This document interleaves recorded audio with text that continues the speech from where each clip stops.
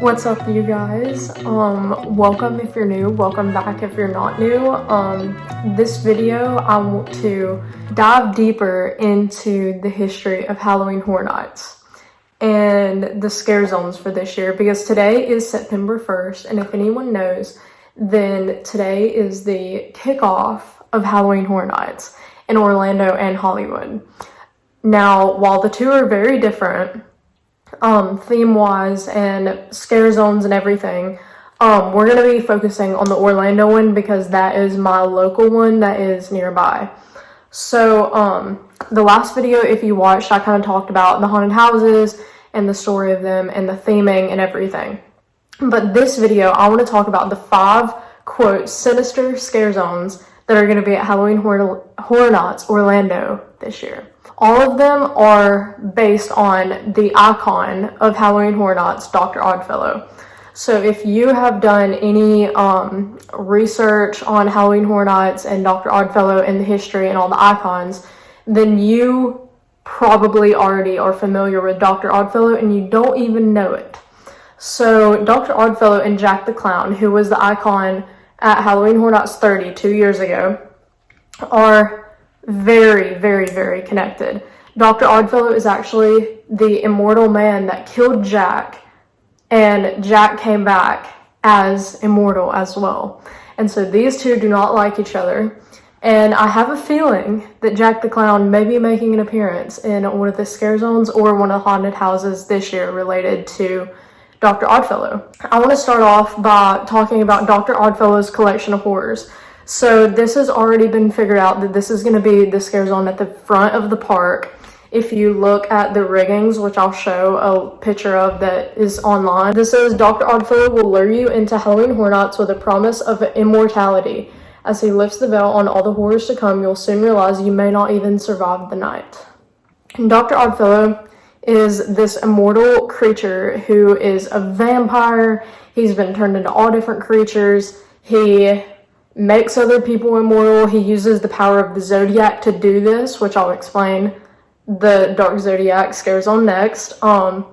And he wants you to be his follower and become immortal as well. So I assume this scare zone will have a lot of his creatures and symbolism of Dr. Oddfellow and things that he's created, and try and make you immortal when you come in the park as well. So next up, the Zodiac that I mentioned is the scare zone Dark Zodiac.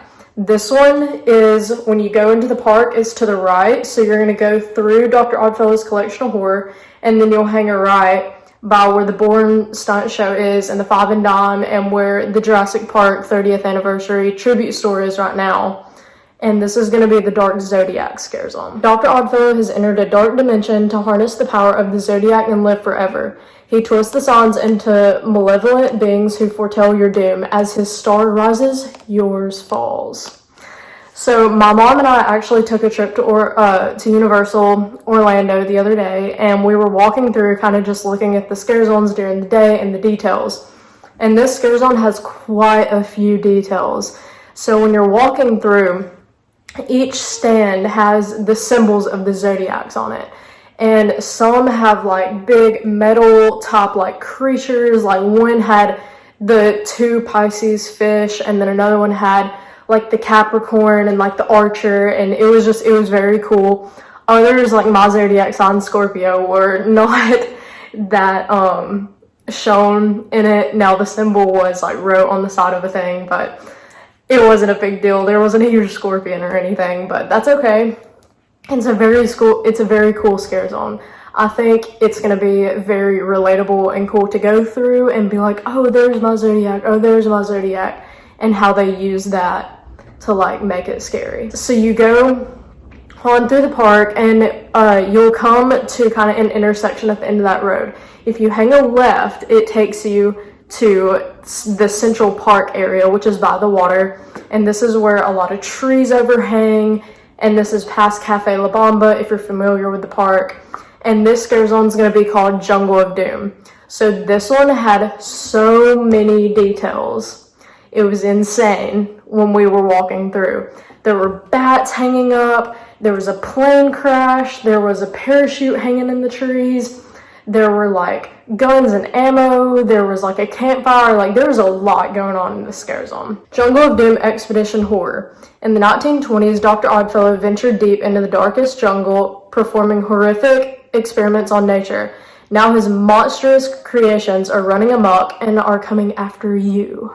I can expect some large animals, large insects, and trying to survive. I feel like this one's going to be kind of the gross gore factor that Halloween Horror Nights has every year. Last year, last year, they had the haunted house Bugs Eaten Alive, and that was the gross gore haunted house of the year, I feel like, because nobody likes bugs, and that whole haunted house was based off of it. And this scare zone in particular has some, I feel like, I don't know if this is confirmed, but I do feel like the large spiders that are in this scare zone are being reused from Bugs Eaten Alive, because if you look at the pictures of that haunted house and the pictures of the spiders in this scare zone, they look very similar, which would be a great reuse of props. Yeah, there are a lot of insects, lots of animals. There's huge bats that remind me of the bats that are in Kong Skull Island, the ride, if you know what I'm talking about, at the beginning when they like flap and stuff, the animatronics. I think this one's gonna be good. And that area over there is always like pitch black at night. You can't see anything, so that already makes it scary. But anyways, moving on to my most anticipated scare zone, Vamp 69 Summer of Blood. So this crosses over one of the best decades, the 60s / the 70s, kind of, because it's 1969, it's close, mixed with vampires. Like, what? But once you dive deeper into it, it's very cool, because this time period in this scare zone was kind of the birth of Dr. Oddfellow, and a lot of things happened after this in the lore of Halloween Horror Nights. So it says, at a 60s music fest in a small New York town, you'll jam to popular bands with fellow concert goers until Dr. Oddfellow unleashes vicious vampires on the audience. They're out for your blood. And there's actually a whole podcast episode about this scare zone in particular that Universal, or Discovery Universal, I think is the name of the podcast, released, and those podcast episodes really make all of this make sense and really get you more excited for Halloween Horror Nights than you may already be. Again, this is Discovery Universal. It's on Spotify, Apple Music, really, like Apple Podcasts, like it's everywhere. It's on all podcast streaming services. This episode really explained Dr. Oddfellow, how he became a vampire, how he started his kind of like cult type thing with the vampires, and how he met Jack, and how that relates to the circus and the killings that happened at the circus that Dr. Oddfellow actually did, but he blamed it on the vampires that were also at this music festival. Overall, it's a fantastic story. It's a fantastic lore. Very believable. Sounds like a movie plot. They should make a movie, honestly, of all of this, because it's amazing. Or a TV series. I would be happy with either. But it's such a good, like, Universal does a really good job when it comes to their Halloween and, like, lore of how they've been doing this for, like, 30 years. Everything connects back together. Like, Jack the Clown was an icon at Halloween Horror Nights, like, 15, and nobody knew who Dr. Oddfellow was at the time. They knew who the Crypt Keeper was and who, like, the maid and, like, everybody else was, but they don't know who Dr. Oddfellow was. But Dr. Oddfellow has connected all these icons together, including Jack, and he's just now surfacing. And everybody is being like, oh my gosh, you're the one that's been in control this whole time. So Dr. Oddfellow has been in our heads and controlling Halloween Horror Nights and all of the icons without us even knowing. Definitely something to think about, and definitely something to research into. It's very cool, very good lore.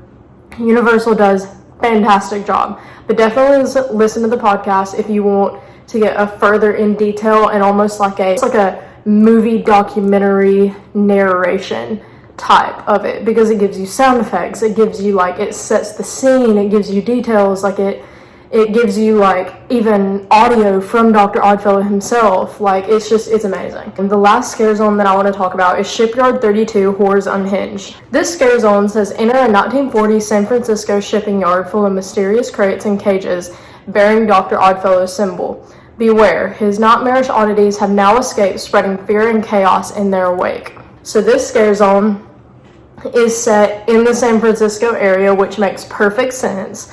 This scare zone was actually based on that area in Universal Orlando, which, if you don't know where I'm talking about, is the street past Fast and Furious, or where Disaster used to be. If you are a Universal OG, that's where Disaster used to be.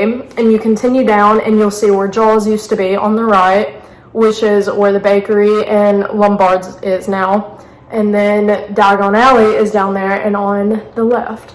But it is that small little cute area in between there that's based very, very heavily on San Francisco. Basically, they didn't even have to theme that area that much. They really just added like shipping crates and some like netting and like fishing type stuff and just a little bit of like extra details. But really, they left the whole area itself pretty natural, I would say. Because it's already themed, it's already San Francisco, like what else do you have to do besides add the scare factor into it? That one's kind of lower on my list on the details wise and like overall idea of it. Vamp 69 is definitely up there and Dark Zodiac is definitely up there. I do believe it still will be good though. It is Universal Halloween Horror Nights, how can it not be? But yeah, so overall, the scare zones I'm very excited for. Like I said, they're all connected together. They do tell a story. I'm not going to go super deep into that in this video because we would be here for like an hour and a half. So I suggest you listen to the Discover Universal podcast. This is not sponsored by no means, but it's just that good. And Universal knows what they're doing, and I put respect to them for it. But yeah, I'm very excited for Halloween Horror Nights this year. I'm planning on going at least twice for sure. The house that I am most excited for to go through multiple times is The Exorcist Believer. And this is why. So The Exorcist Believer is the name of the new movie that's coming out October 13th. Well, they based the haunted house solely on this movie, but Universal Halloween Horror Nights starts tonight. Well, that movie doesn't come out for another month and like week or so, like almost through the whole Halloween Horror Nights season. So a lot of people that are going through in this haunted house is like living the trailer for the movie, which I think is very cool, and it gives you more of an idea and insight into the movie.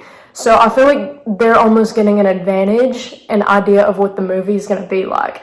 But me, personally, since I do live so close, I want to go before the movie comes out, and I want to go after the movie comes out, so I can compare the two and be like, oh, well, this I'm excited to see in the movie, and then after the movie comes out, and be like, oh, I saw that in the haunted house, and then, you know, just connect all the dots.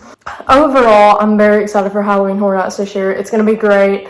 But I'm going to close out here because we talked about all the scare zones, and I'll do another part soon talking about all the other lore, and I'm going to make a video at Halloween Horror Nights. I'm so excited to post that, but that's going to be probably in another month or so. But keep in touch for that because that's going to be so freaking exciting and so fun. But anyways, I'm going to close out here, so you know the drill. Like, comment, subscribe, mess with the account, tell your friends, you know, the deal, if you're excited for Halloween Horror Nights. But anyways, until next time, I'll see you.